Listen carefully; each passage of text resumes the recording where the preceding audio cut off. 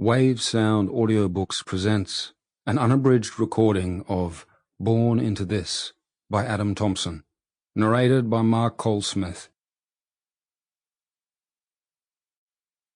Dedication.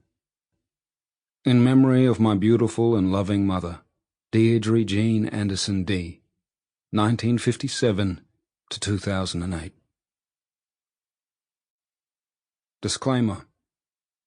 Aboriginal language in this book is Palawakani, the language of Tasmanian Aborigines. This is a work of fiction. Names, characters, businesses, organisations, events, and incidents either are the product of the author's imagination or are used fictitiously. Any resemblance to actual persons, living or dead, or events is entirely coincidental. The Old Tin Mine. It wasn't my first survival camp, but when I struck at the damp flint and gouged another piece of flesh out of my knuckle, I swore it would be the last. Fucking cheap rubbish. Standing too quickly, I stumbled backwards, knocking one of the boys over in the process. He fell, sprawling onto the black sand like a four-legged spider. Kneeling too long by the fire had locked up my knees. Old knees. Too old for this shit. I'll have a go if you like, Ben.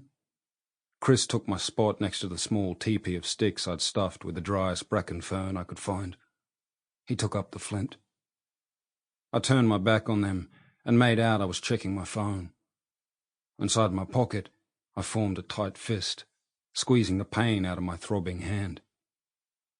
I've already done most of the fucking work anyway, I said over my shoulder. From the sound of shuffling feet and heightened positivity in the chatter, I figured Chris was having some success with the fire.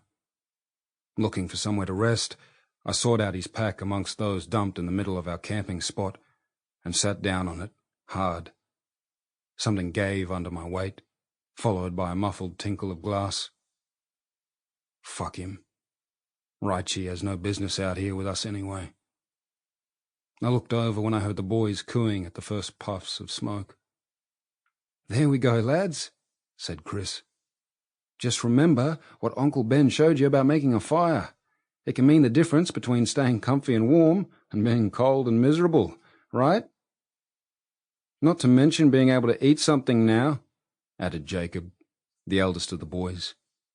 He had assumed the alpha role amongst the others, aided by the accounts of how many guys he'd smashed recently. While Sample complete. Ready to continue?